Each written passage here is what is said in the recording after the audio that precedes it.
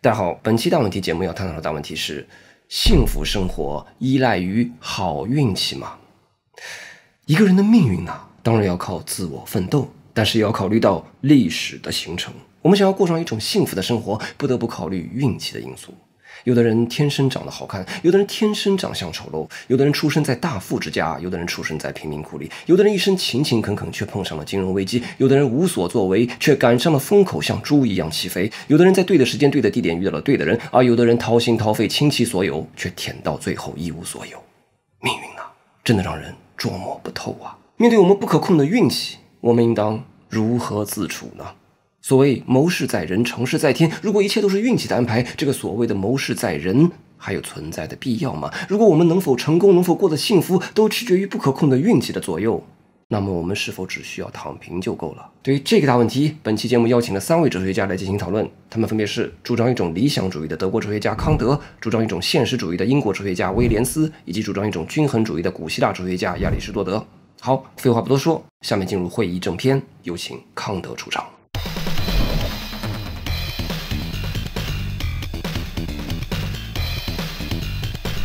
康德当然会承认运气会影响我们的生活，但是问题在于我们能拿一个人遭遇到的运气来评价这个人的生活是不是一种值得被称颂的良好生活吗？换句话说我们能拿一个人不能控制的运气来评价这个人是不是一个好人吗？如果运气好就是好人的话，那么开好车的就肯定是好人了，对吧？我们可以设想有一个富二代，他出生在大富之家，但他成天不干好事，成天就只是花天酒地，那么我们能说他是一个值得被人们称颂，值得我们去效仿的好人吗？我们顶多会说这小子挺幸运的，他过得挺快活的，但是我们绝对不会说他是一个好人。有人听了可能会说我们今天探讨的是运气对幸福生活的影响，你康德干嘛讨论是不是好人的问题呢？我们想要的是幸福，是生活的好，而至于是不是好人，这不重要。对于这个质疑呢，就要说到康德哲学的关键之处了。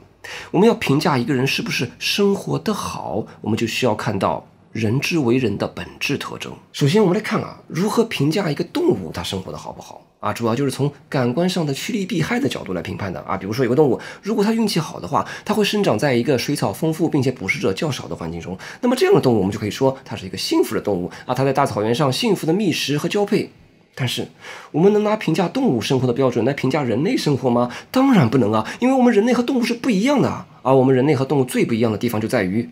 我们人类是有理性的。在康德哲学这里，人因为有理性，所以人才有道德因为人有理性，所以就会有自由意志嘛，所以才谈得上道德。而动物是没有自由意志的，所以动物没有道德。所以呢，我们用来评价一个人的生活的根本标准，就不应当是感官上的快不快活这种用来评价动物的标准，而是要看他是不是一个有道德的人。那么我们怎么来评判一个人是否是有道德的呢？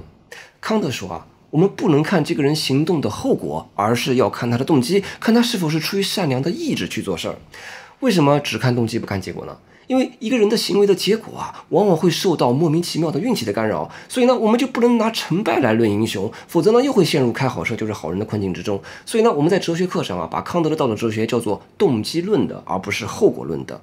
道德评判应当完全排除运气的因素，道德完全取决于动机，取决于这个人是否是出于善良意志去做事儿。对此呢，康德有一段精彩的发言：善良意志之所以是好的，并不是因为它所造成的结果，也并不是因为它适宜于实现某个预定的目标，它是好的仅仅是因为它的愿望，也就是说它本身就是好的。而且就它本身来考虑，对它的评估应该无可比拟的高于它可能带来的任何结果，尽管这个结果有利于任何倾向乃至所有倾向的总和。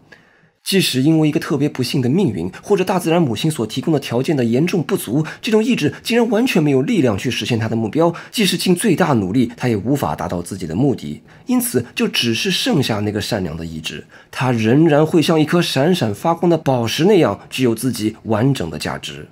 不论富有成效还是毫无结果，都既不会增加也不会降低这种价值。你们看康德说的掷地有声，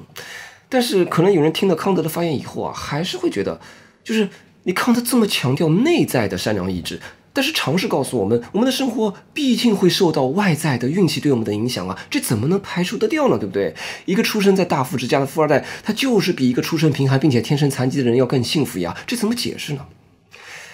其实康德并不是不承认运气对我们的影响，但是康德会说，这又怎样呢？承认或不承认，运气都既然已经是运气了，它就是不受我们的自由意志所控制的，它是改变不了的。但是康德想说的是，即便你的运气不好，即便你没有出身在大富之家，你依然可以自由地选择做一个好人啊。一个人的财富、相貌、身材、喜好，这些都不足以衡量这个人，因为这些玩意很大程度上就是运气带来的，并不真正属于这个人自己。这就好比一个无所作为的富二代看起来牛叉，只是因为他爸，而真正属于一个人自己的是他的理性，是他的自由意志，是他的道德。这是人不同于动物、不同于万物的本质所在。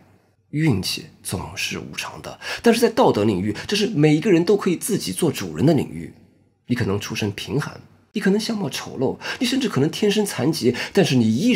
永远可以自由地选择做一个好人。这方面你并不会比运气好的人做得更差。每个人在人格上都是平等的。正是在这个意义上，康德认为人与人之间是平等的，无论是运气好的人还是运气差的人都是平等的。富二代比你再有钱，他顶多也就是活得比你快活一点而已，但是在人格上，在人之为人的本质特征上，他并不比你高级，因为评价人的根本标准是内在的道德，而不是外在的运气。这就是康德的观点。简单总结，评价一个人良好生活的根本标准是道德，而道德评价是完全排除运气成分的。好，介绍完康德的观点，下面我们来介绍威廉斯的观点。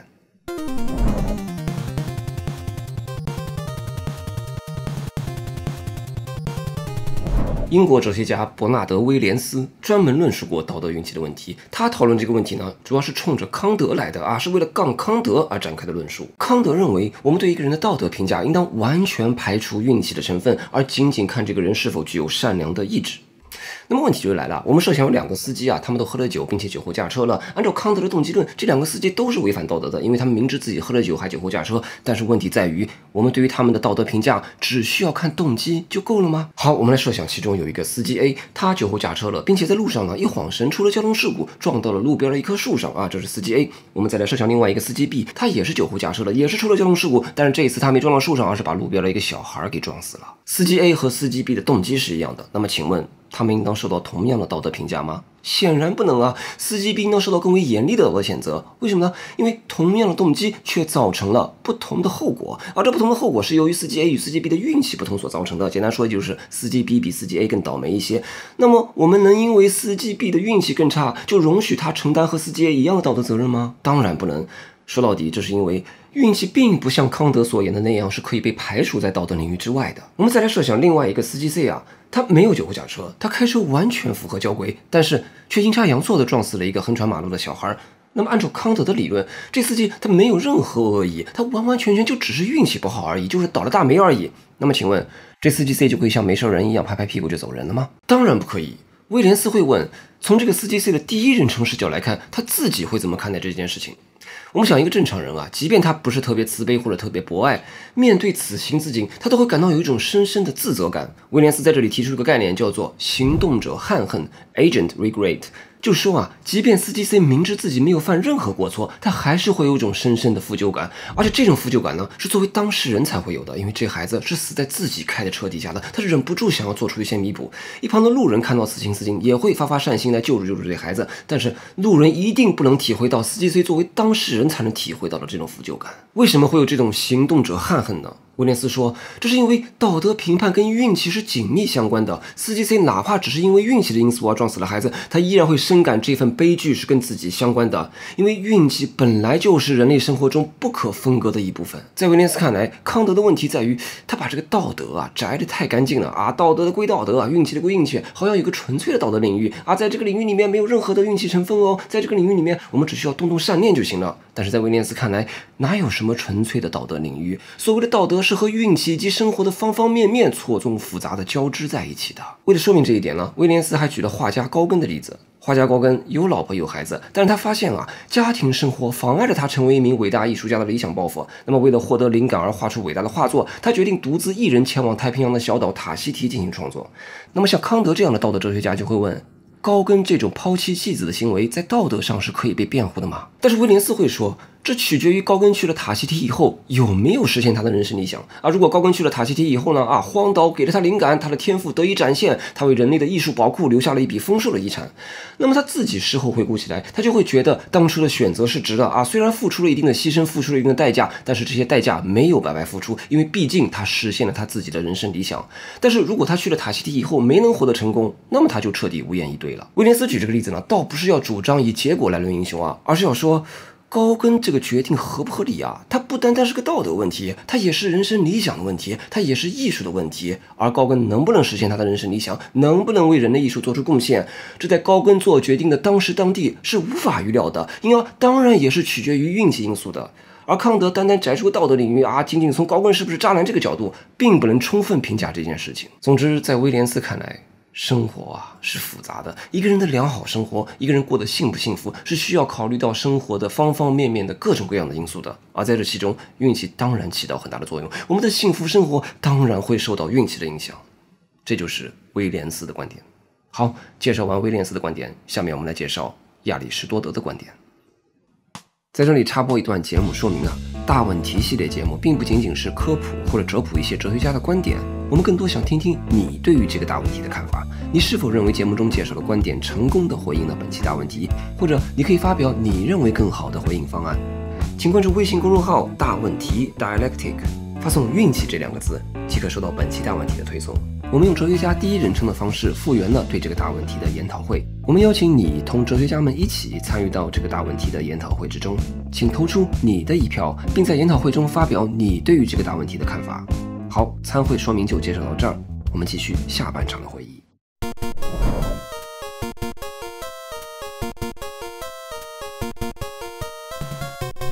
幸福生活有赖于好运气吗？对于这个问题呢，我们首先要搞清楚什么是幸福，先把幸福的定义搞明白了，才好说运气对幸福生活的影响。关于什么是幸福呢，也就是何谓良好生活的问题，古希腊的亚里士多德对此有过专门的论述。亚里士多德就说幸福就是灵魂合乎德性的实现活动。这话听起来有点不明所以我们来解释一下，这里面有2个关键词，一是德性，二是实现活动。什么叫德性呢？也有中文把它翻译叫做美德或者品德，英文是 virtue。德性呢，我们可以把它理解为人的品质或者素质。亚里士多德呢就给出了一些典型的德性，比如勇敢、公正、智慧、节制、慷慨、诚实、友爱等等这些都是德性。那在亚里士多德看来，良好生活就是一个人去追求卓越的生活卓越呢，也就是我们刚刚说的各种德性充分实现的状态。一个各种德性充分实现、德智体美劳全面发展的人，就是卓越的人，就是牛人，就是好人。他呢就会像花儿一样盛开，从而就实现了古希腊人意义上的幸福。幸福的古希腊语叫做 eudaimonia， 翻译成英文就是 flourishing 或者 prosperity， 那翻译成中文的意思就是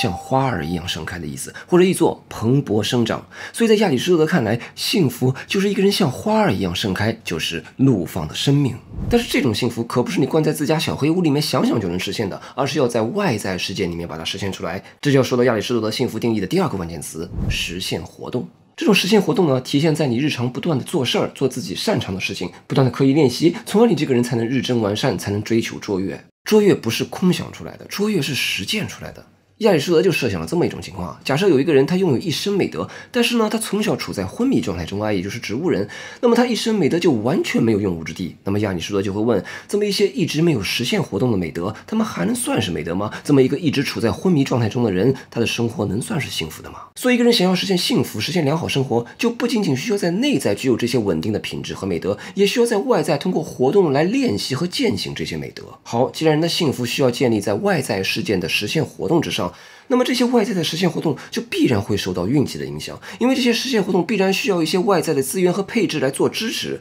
亚里士多德把这些外在的资源和配置叫做外在善。人要实现幸福离不开这些外在善，而这些外在善很大程度上是不受人控制的，是运气带来的。就比如说呢，你想要拥有慷慨这种美德你想要成为一个慷慨的人，但是呢，如果你家里面都穷得揭不开锅了，你也很难践行慷慨这种美德再比如说呢，你想要成为一个勇敢的人你想象着自己能够见义勇为，能够路见不平拔刀相助，但是呢，你从小就生活在一个特别安全的环境里面，你从未遭遇过险境，你也很难践行勇敢这种美德。更不用说有很多人从小就先天残疾，他就更无法践行很多美德了。这样的人，我们也很难说他们实现了幸福，实现了怒放的生命。而且呢，运气是无常的，是没法预料的。有些人本来生活的好好的，但是突然飞来横祸，倒了大霉了，这样的人的生活也很难说是幸福的。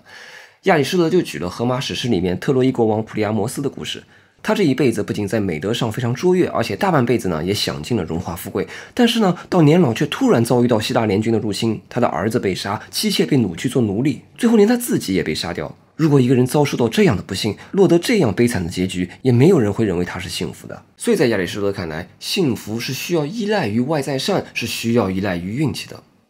那么说到这个问题就来了，亚里士多前面说了半天人内在德性的修炼，现在又说幸福依赖于外在善，这不是打脸吗？我前面修炼了半天内在的德性都抵不过运气的无常，那我还不如直接躺平接受命运对我的摆布不就得了吗？亚里士多德并不会赞同这种躺平学。亚里士多德认为即便外在的运气是无常的，但是我们依然不能放弃对内在德性的修炼。为什么呢？因为幸福生活它需要有一个必要的特质，那就是它需要具有稳定性。你不能今天还鲜花怒放，明天突然就萎了，这种一惊一乍的过山车式的生活肯定不是良好生活。那么既然幸福生活需要具有稳定性，那么这种稳定性肯定不是来自于无常的运气，而是来自于内在的品德，因为品德是具有稳定性的。比方说我们说一个人是勇敢的，说他具有勇敢这种美德，那么他就是长时间拥有这种美德，哪怕他搬家到一个安逸的环境里面10年没有见义勇为了，但下回遇到险情他大概率还是会拔刀相助。所以亚里士多德认为正是因为德性具有这种内在的稳定性，如果一个人拥有了这种稳定的品德，那么这种稳定的品德就能反过来在一定程度上抵抗无常的运气变故对我们生活的影响。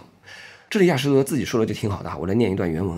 微小的好运或不幸当然不足以改变生活，但是重大的有利事件会使生命更加幸福，而重大且频繁的厄运则会由于所带来的痛苦和对于活动造成的障碍而毁灭幸福。不过就是在厄运中，高贵也闪烁着光辉。例如，当一个人不是由于感觉迟钝，而是由于灵魂的宽宏和大度而平静地承受重大的厄运时，就是这样。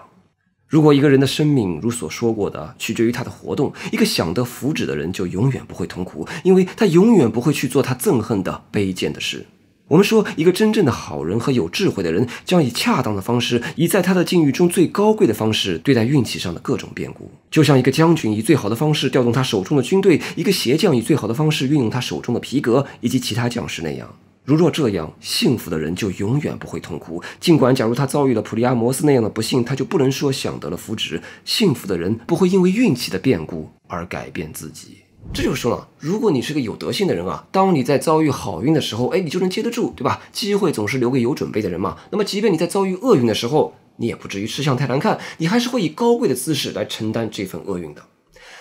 运气总是无常的，但是德性是稳定的，稳定的德性可以在一定程度上抵抗命运的无常。好，这就是亚里士多德的观点。简单总结一下，亚里士多德呢算是一个均衡派，或者叫做折中派。他认为呢，良好生活既取决于外在善因而也就是脱离不开运气的影响的，良好生活也取决于内在善也就是德性的修炼，并且呢，有德性的人能够更好的应对外在善的变故。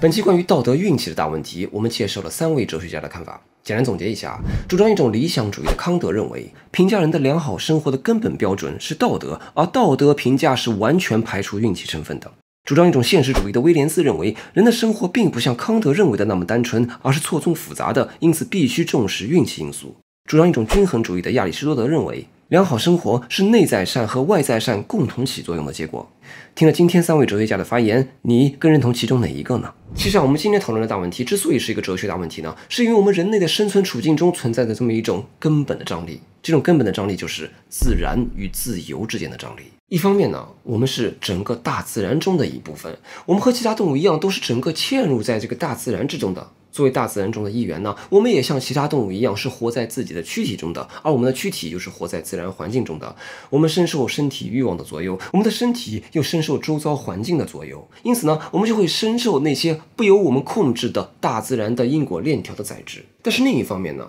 我们人类好像又觉得自己是与这个大自然呢是相对抽离开来的，是相对分离的。我们好像感觉自己并不属于这个身体，我们好像感觉自己并不属于周遭的环境，我们好像感觉自己是有独特的个性的我们有自己的理性，有自己的理想，我们总是试图想通过自己的努力和规划去改变点什么，去创造一点什么。在这个意义上，我们感觉自己好像又是自由的。当然，这也牵涉到另外一个哲学大问题，就是人有没有自由意志的大问题。请各位关注、点赞、转发，我们会尽快在下一期召开这个关于自由意志大问题的研讨会。回到我们今天的议题上，幸福生活是否依赖于不可控的运气？或许需要我们思考，我们的生活是自然更多一点，还是自由更多一点？对于这个问题，欢迎你也同哲学家们一起参与到研讨中，请投出你的一票，并在评论区发表你的看法。